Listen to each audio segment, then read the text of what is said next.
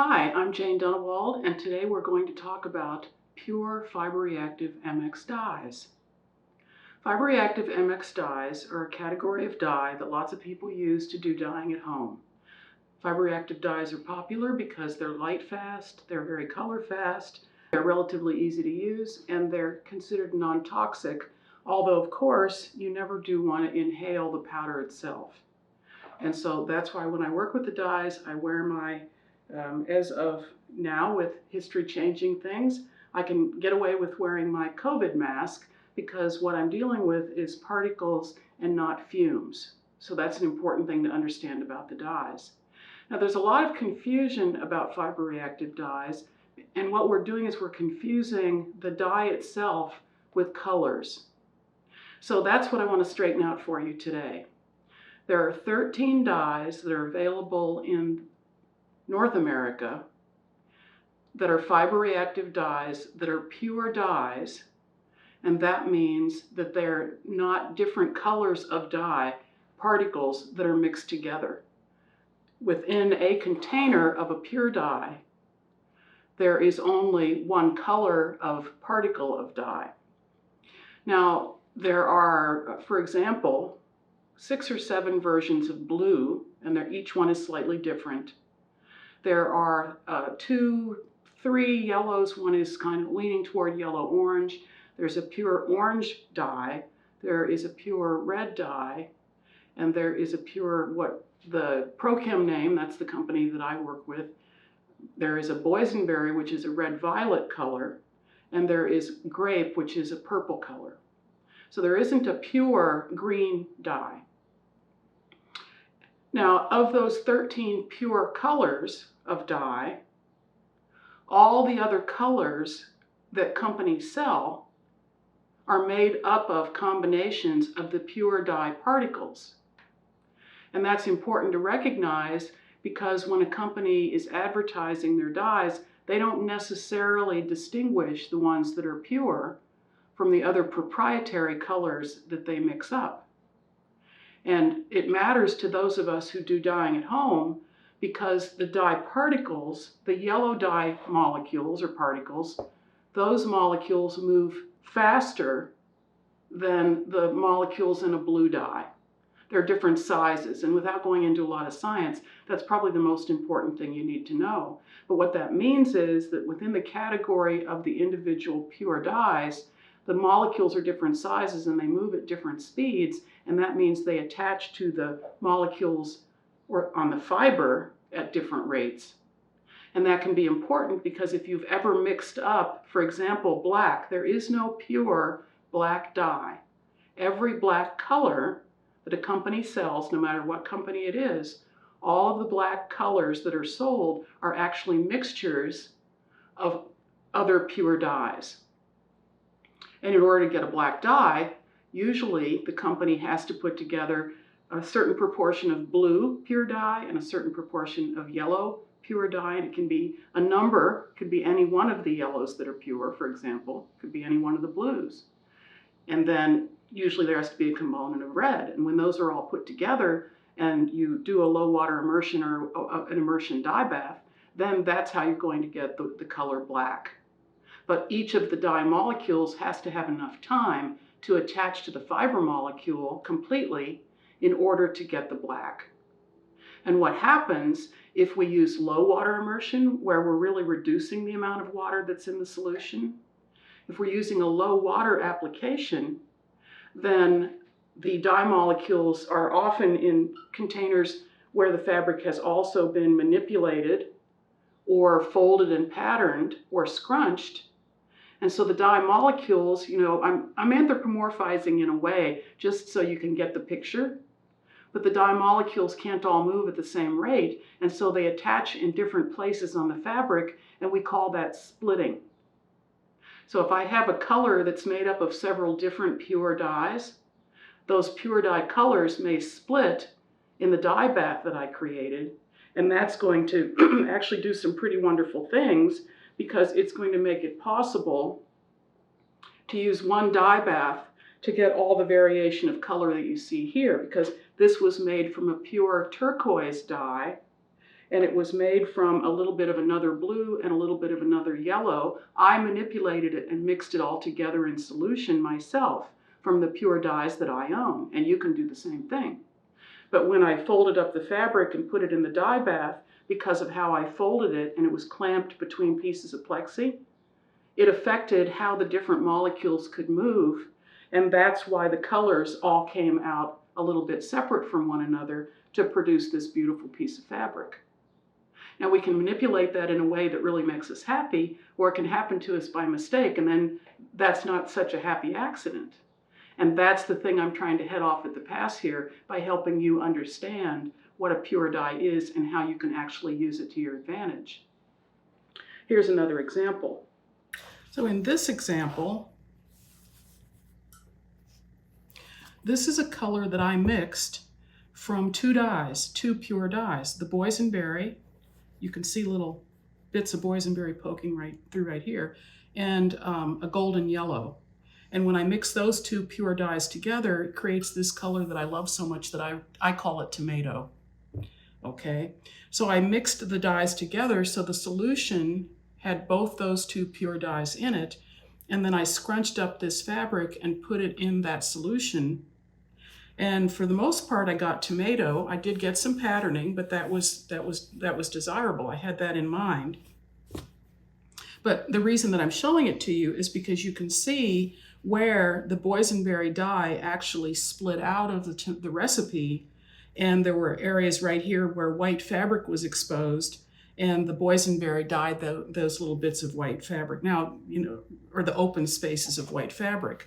I didn't get the breakout of the yellow in quite the same way, but you can see a little bit of it here where these creases are. So it's a beautiful way to get a varied surface, but you have to think about the colors that you're putting together when you're mixing pure dyes in order to be able to get some control over the colors you're creating.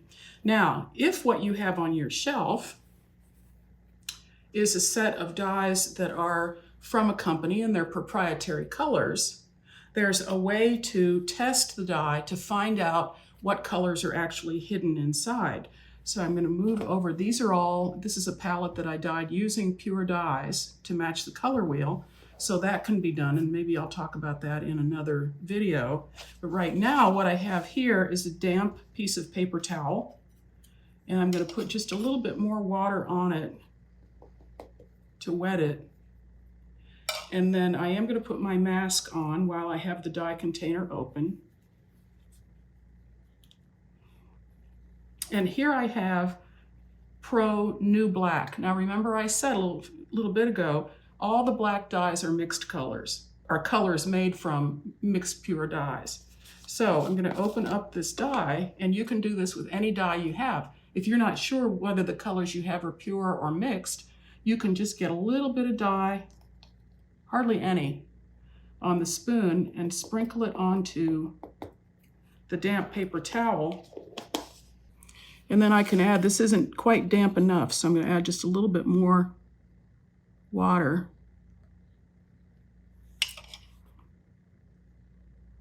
But do you see now what we're really seeing? This is so fabulous, isn't it? We're seeing, now it's a little bit too wet, but that's okay, you can see. You can see little specks of red. An extra cup of coffee this morning, so the shaking isn't just sheer excitement at the experiment, it's the coffee.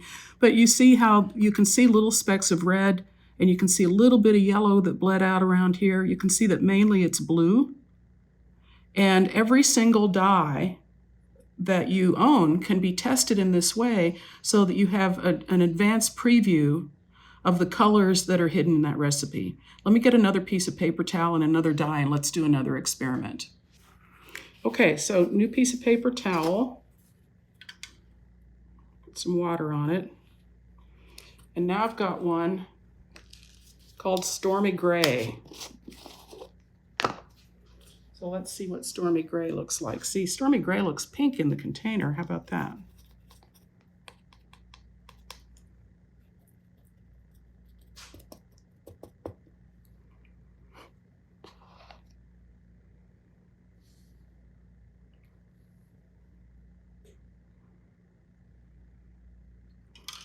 So Stormy Gray Same basic mix. It's got some red in it, and here's the thing. There's only one red pure dye, so I know which red it is. And I'm not sure which blue dye it is or whether there's more than one, but there is a pure dye called navy, and it could very well be navy because this isn't going the blue that several of the other pure dyes are. And you see there are only 13 of these colors, so after a while when you work with them, you can really begin to recognize them. And there's a little yellow. Let's put some more water on it, see if we can get any of that to...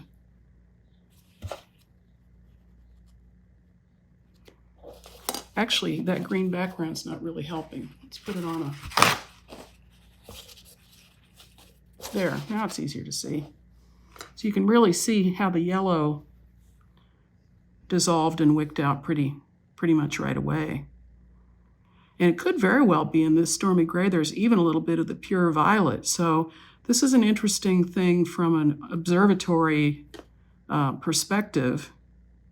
But it will also, what you'll find, if you look at all the colors that you have and you do this kind of a test, what you'll discover is that the same basic colors are usually in like all this whole range of black. I've got two more blacks I could try. Let's just put this one side by side now.